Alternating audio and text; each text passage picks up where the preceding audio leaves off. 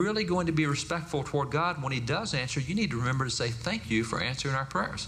And that's why you'll find that just a few months after the time of fasting, humiliation, and prayer, Congress said, you know, we need a time of prayer and thanksgiving. You remember all those things we prayed and fasted about? God answered those prayers. So we're calling the nation to have a time of prayer and thanksgiving. Thank God for answering all those prayers. And then a few months later, they say, you know, we got all these needs going now, so we need another day of fasting, humiliation, and prayer, which they did. And then a few months later, they said, you remember all that praying and fasting we did? God answered the prayers. Let's have another day of prayer and thanksgiving. 15 times throughout the American Revolution, it alternated between a time of prayer and fasting and prayer and thanksgiving, and prayer and fasting, and prayer 15 times. And we saw God weigh in such miraculous ways so often, just so many ways that just defy logic and explanation, except God did it. That by 1778, our commander-in-chief, George Washington, who's on the ground seeing all these battles, I mean, it was obvious to him as well. 1778, George Washington declared this. He said, the hand of providence has been so conspicuous in all this that he must be worse than an infidel that lacks faith, and more than wicked that hath not gratitude enough to acknowledge his obligations.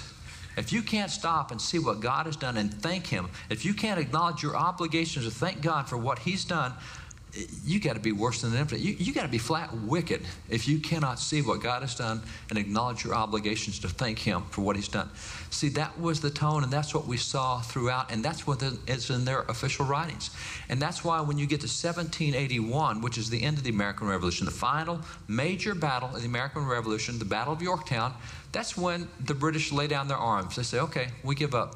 Now, that's a significant time, because at that point in time, we're no longer under the laws of the British. We're out from under the British kings. We no longer have a monarch. We have now proven that we have an independent nation. It's been established even through that conflict.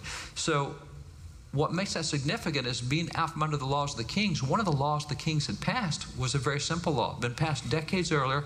It says if you live in an English-speaking colony, America, you cannot print any Bible in the English language. Now, we printed Bibles in every other language. 1661, John Eliot, the apostle to the Indians, printed the first Bible in America, but it was in the Massachusetts Indian language. We printed Bibles in Massachusetts, in Cherokee and Shawnee and Ojibwe. We printed them in Russian, French, Italian, Latin, Spanish, you name it. We printed it in every language there was except English, because by British law we could not do that. But having whipped the British at Yorktown, we're not under that law anymore, so now we can print our first English language Bible.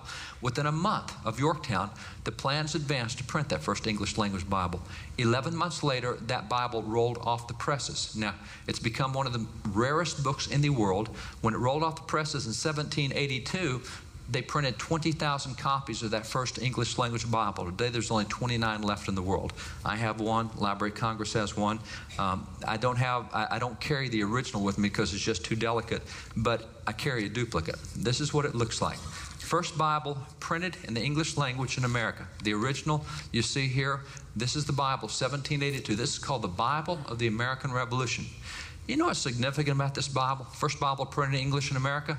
You know who printed it? The Congress of the United States printed this.